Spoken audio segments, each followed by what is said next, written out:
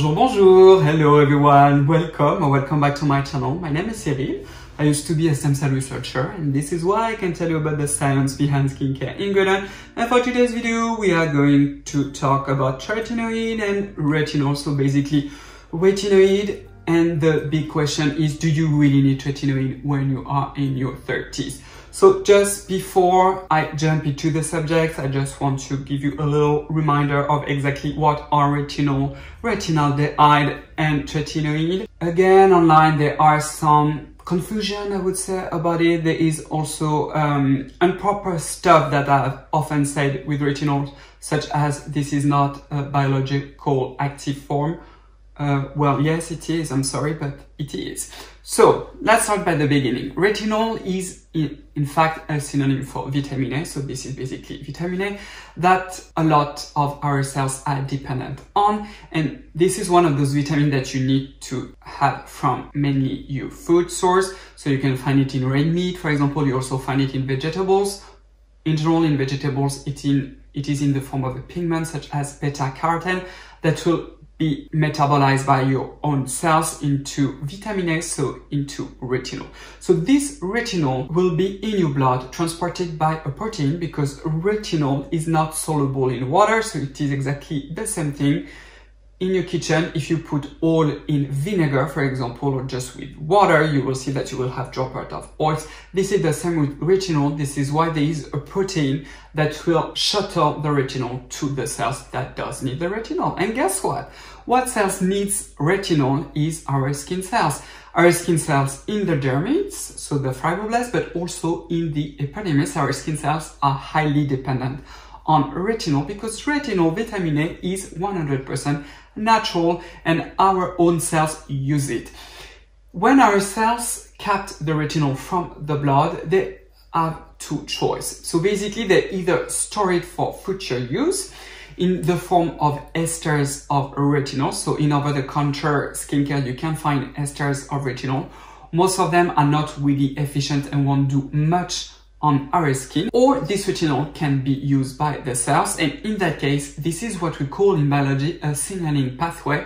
So this is a way for the cells to tell them a message. And for our skin cells, one of those messages is, hey girl, you need to proliferate, or hey girls, you need to boost this collagen production, this hyaluronic production, and all that stuff. So retinol, this signaling pathway, is very important for just the biology and also just the functionment of your skin.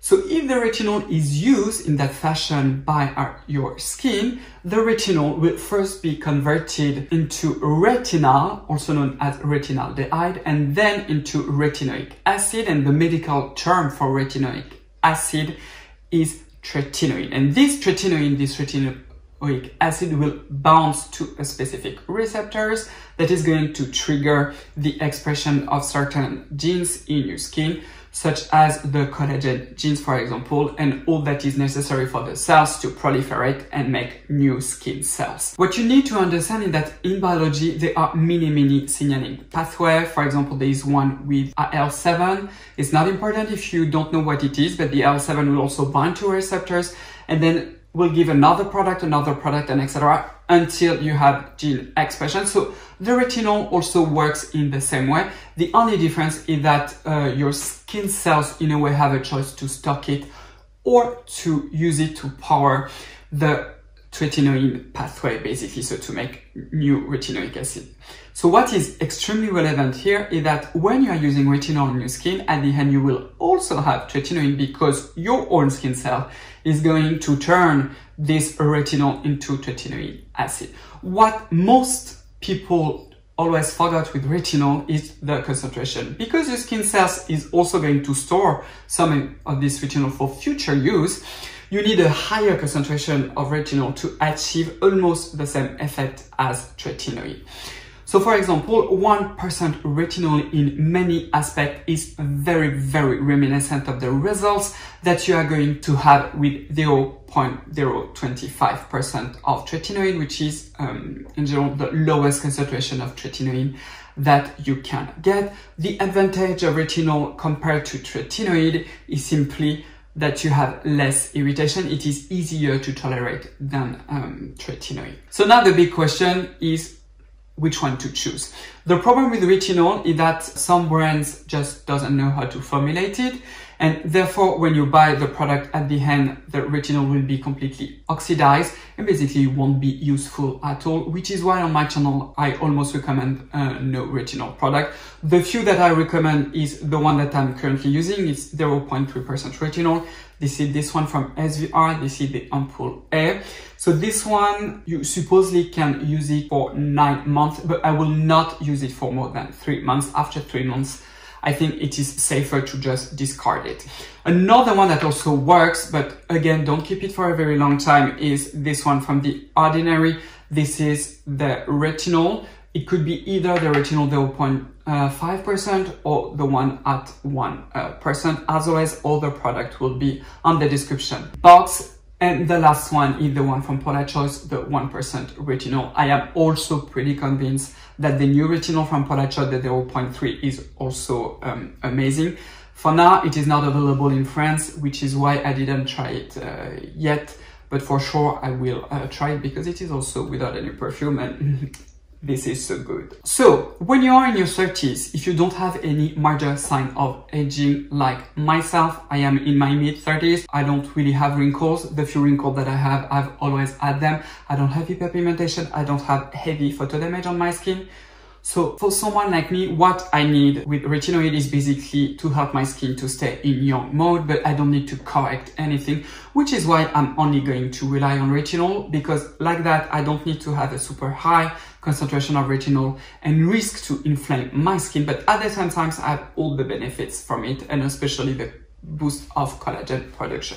However, if you do have photo damaged skin, lots of hyperpigmentation, this is worth a try to use tretinoin. And here again, you have basically two choices. You either start with a low strength retinol, 0.3 for example, you do it at least for 1 month. After 1 month, you transition to 1% retinol for again 1 to 2 months, and then you start to use your tretinoin at the lowest concentration. So basically it's 0.025%. The second choice is obviously to just jump straight away with tretinoin.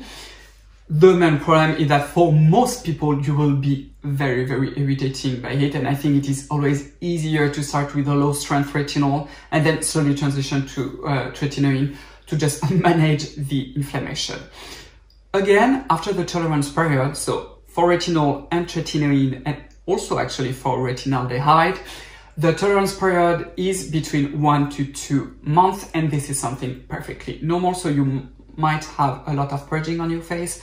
You also may be very inflamed with tretinoin. You can even have redness. So basically you need to have a super, super gentle routine. Stop your AHA, stop your vitamin C, stop every product that contains perfume, essential oils, all that stuff. You want something super basic. You can check my previous video if you want to have a super safe routine to start your way with retinol. So basically in your 30s, if you don't have any major sign of aging, I do recommend you to go with retinol. If you do have major sign of aging, and especially photo aging, use the tretinoin. Either you go the gentle way by using a lower strength retinol and then you increase the percentage of retinol and then you make the jump to tretinoin, or you go straight away with tretinoin. The last thing, and this one is very, very important. If you want to correct something on your face, like lots of hyperpigmentation, for example, with tretinoin, do it.